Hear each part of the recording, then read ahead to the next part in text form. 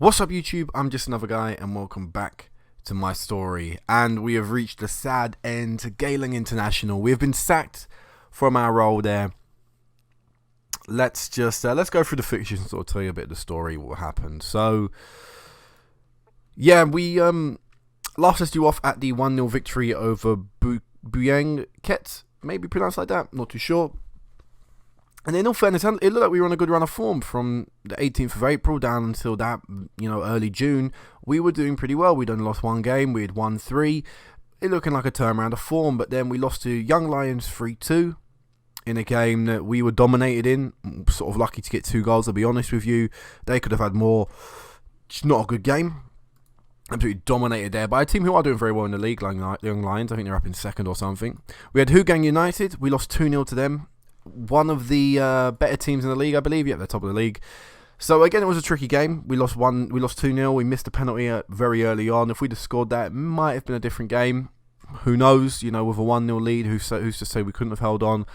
They scored just before half time. It was just a pretty poor game. We didn't create any threatening chances apart from the penalty. So yeah, 2-0 defeat. And after that game, I actually got called into the board. They're discussing with me. I said, listen, what do you want me to do with players that are putting in performances like this? I mean, a 6 rating, a 6.3. I basically blame the players. They said, all right, fair. I think they weren't happy with me blaming the players. In the end, we had a conversation. They were like, fair enough. They'd allow me some more time or something. I didn't beg for it enough, and I didn't ask for it. I'll be honest with you. I felt pretty done with this point with Geylang International. We beat DPMM 2-0. Which was fantastic. They were near the bottom of the table with us, so it was a good result. They actually played well in this game. We took our chances. So Berin actually should have scored more than he did. He should have got a hat-trick of goals. We still gave away opportunities, though. But it was a good performance, and it was something that we'd long been waiting for. Still didn't have a fantastic performance from everyone. Maldonado never stepped up as one of the best players in our team. He was quite poor, to be honest. He never looked like a good player, and I was really let down by Maldonado in my time there. But yeah. In our final game in charge, we played Nagata Unicorns. We lost 1-0 to them. We were absolutely dominated. But to also be fair, we had the only clear-cut opportunity of the game up until the last 5 or so minutes when I went attacking, looking for the win. Nagata Unicorns at the time were bottom of the table. If we'd have drawn the game, we'd have been 3rd bottom of the table.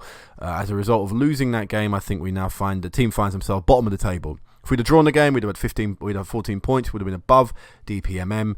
We'd have found ourselves 7th, which would have been, I think, the high for us that season. If we'd have won that game, we could have gone up to 6th. So that's what I was doing. I was pushing for the wing. The Nagata Unicorns, bottom of the table. I thought we could have tried to have done something against them. It backfired. We conceded. They called another meeting with me, the board, as you can see here. So we fell to a late defeat. Goal of Samian worried us. He missed our only opportunity of the game, by the way. That in that game against Nagata Unicorns, we had 1 shot on target in the entire game. 1 shot, and it was a clear cut. We should have scored. We should have scored from that opportunity. We didn't, but we didn't create another opportunity after that. It's so frustrating. But yeah, they said my performances weren't good enough. My position was under serious threat. Obviously, the second meeting now in a matter of games, it wasn't looking good. And again, I could have begged, I could have asked, give me more time. What do I need to do and all this stuff? But I just didn't really care. I didn't feel like it was going to work out anyway, no matter how much time they gave me. Of course, it could have been good to go into the cup competitions and see what I could do there, but realistically, we weren't going to win anything here, and it's been a very poor start to our club managerial career with Geylang International. We've not achieved anything we wanted to. It's ended up being sacked. I thought we'd at least get to the end of the season, but we couldn't.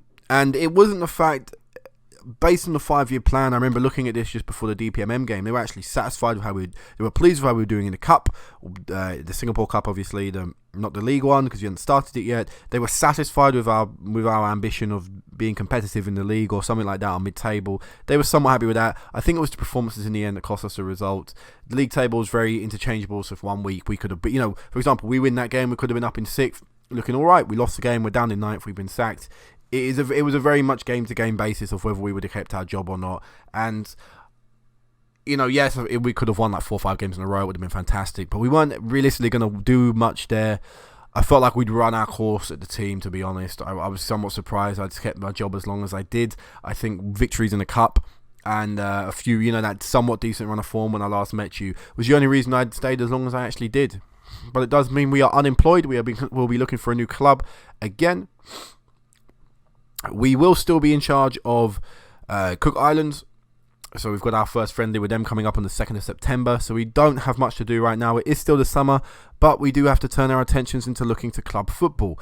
Now, something that I'm not sure how familiar people are with this, but something that happens when you go into when you are a international manager and you're looking for a club team, is they'll often ask you how serious you are about maybe leaving your international role for a club level job. And that's something I will seriously consider. I will say in my interview, in fact what I'll do is I'll apply to all of these right now, and but I'll sort of I'll just describe it because it could be a while before I get a job actually interview myself. But yeah, basically when you apply for these jobs, some certain questions come up. For example, I no doubt will see a question when I do my interview. Actually not right, I'll cut right now. I'll cut to an interview, and we'll probably see some standard questions that will come up along the way. Things about my lack of performance of the previous job, my international management, all this stuff. So let me cut this now. I'll show you when we got an interview. Whether or not it'll be the job I take, obviously it'll be a different story. You'll find out in the next episode. But we'll do an interview on this video, and just sort of give you an idea of what I'm going to be up against, because it's going to be difficult for me to get a better job than Geylang International, I think, because of how poorly I did perform there. Right, I'll be honest with you, I didn't expect to be back this quickly. It's the next day, and Kosovo have offered me the new job in to manage their national team in the European, League Division C. So this isn't the bottom one, is it? They got promoted. See the bottom? I don't know how this competition works, this joke of a competition. But I think it might be the second lowest one. They've got that coming up. Kosovo. Do I want to do Kosovo? They got to the Euros, to be fair to them, and we've got Moldova, North Macedonia, and Cyprus coming up in September. It could be an opportunity to try and get the club promoted. You know what? I'm going to take it. It'll be our first venture into European football, and this will be a bit of a crazy episode. I will still do a club interview on camera, don't get me wrong, but yeah, we will. I don't know what's going on. My game is frozen. Oh, thank God, my game was frozen. I actually panicked there. But yes, we'll take over Kosovo. This will be our third international management job. We now are instead of managing Cook Islands, who were, what rank was it, 200 and something, 190 something in the world. We now have Kosovo, 124th in the world, and yeah, this could be an interesting opportunity. Yes, so I'll meet the media. What language do they speak in Kosovo, by the way? Is it Serbian? Serbian. No, the language is Albanian. Yeah, and Serbian. So an opportunity to learn some languages. The nation is at its highest ever FIFA World Rankings. Obviously, it's not been a recognised FIFA nation for a long time. But we'll actually get to manage some decent players. like that's quite incredible. Compared to what I was managing, Jesus, that is a contrast.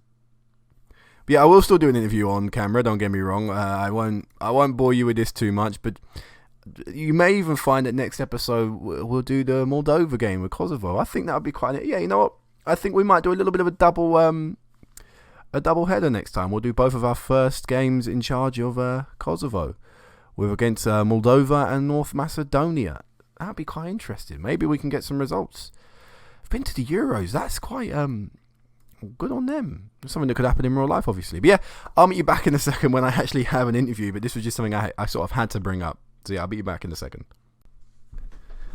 I'll be honest, I didn't think this interview was going to come.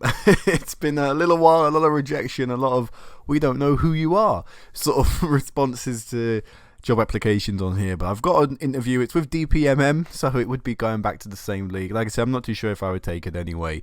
But let's do this interview and just sort of give you an idea of what sort of stage I'm at in the career. So like I said, I'm still getting rejected from a lot of jobs, which is fair enough. I think a lot of them are probably out of my range anyway. I'm just applying to everything, so I don't even really know what reputation they are or whatever. But this is sort of a level that we know we can get a job at anyway. So they're still talking about my very little managerial experience, which they obviously are concerned about, which is fair enough. But then again, I've only been in it for a little period, so my average response is always going to be I've not been in managerial game that long, and as a result, I've not been able to build up the experience, which is obviously very self-explanatory. Can you tell me how you intend to handle the workload of both a club and national team? For this one, I do like to sometimes put I'm prepared to resign and focus solely on the club commitments if it comes down to it, but that is normally for the good reputation clubs. When I say good reputation, I mean better than what I've currently been at. So, for example, DPMM, it's not a step up in reputation. It's not even a step up in league. So at that point, I can say I'm capable of managing both. Actually, I'll say something like I feel like it's a unique experience working at international level. It will better me as a manager overall. There's certain things club football just can't provide. Try and turn it into a positive. But yeah, it doesn't really make sense to say I will resign for this case. This will be a case-by-case option. If this question comes up and it was a 2-star reputation teams and a 2-star reputation league, it's a step up on both sets of accounts. It'd clearly be a bigger team, even if it was a relegation scrappy battle. So at that point, I would say something like I'm prepared to resign and focus solely on club commitments.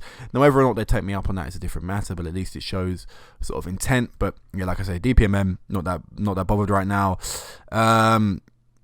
For this one, it's sort of a bit tricky, but it's just that I admit it doesn't look good. If you want me to withdraw from the other, I might say this one again. I'll withdraw from other candidates if you want me to show you I'm serious.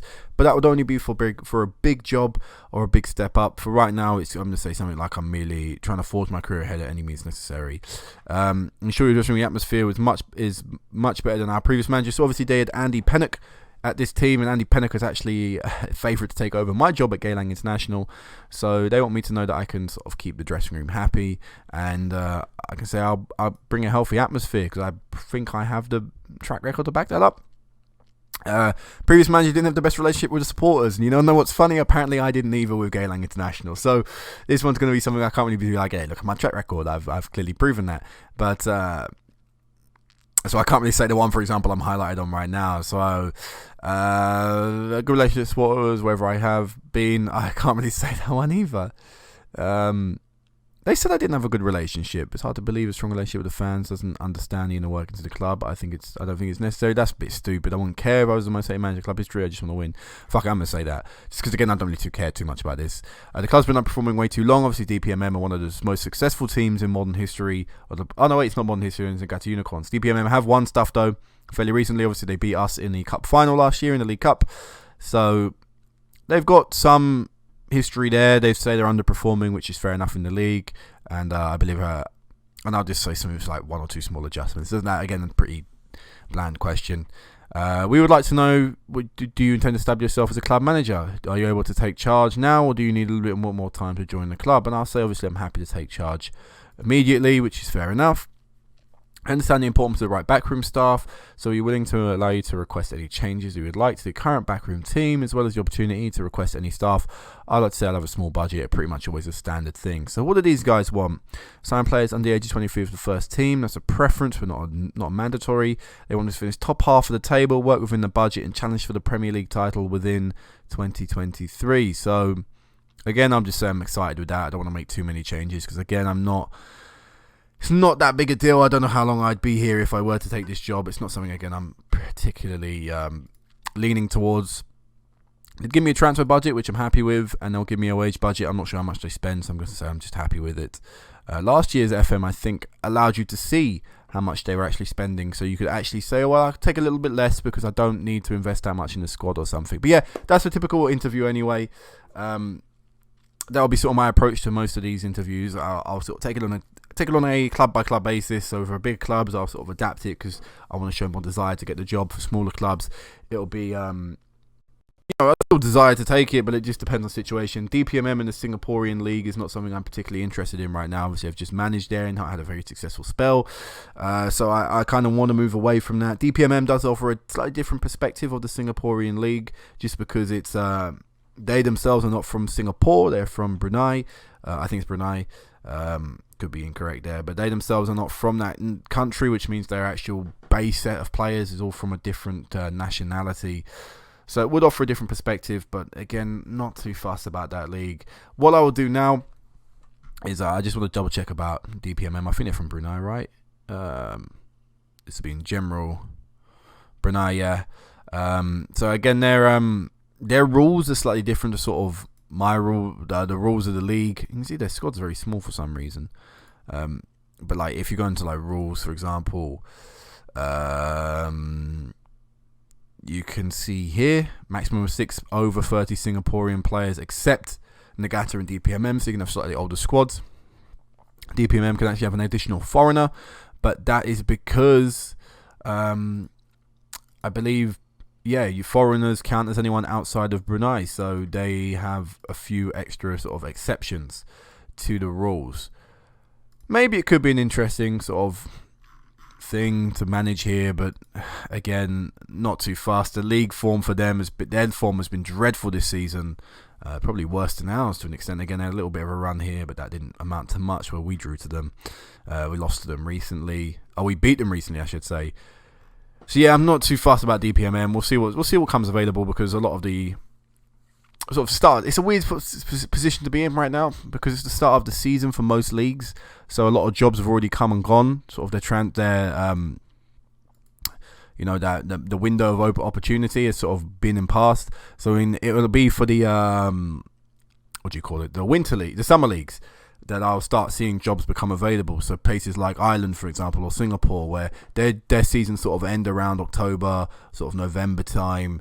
Then I might be able to start getting some jobs there. So I might just hold out. Like I say, DPMM isn't something I'm particularly interested in, but I just wanted to show you an interview example. But yeah, guys, until probably the Kosovo game, or maybe I'll have a job update for you, I will still show Kosovo my first 2 games in charge of us. So that'll be the next time I see you. Anyway, until next time, peace out.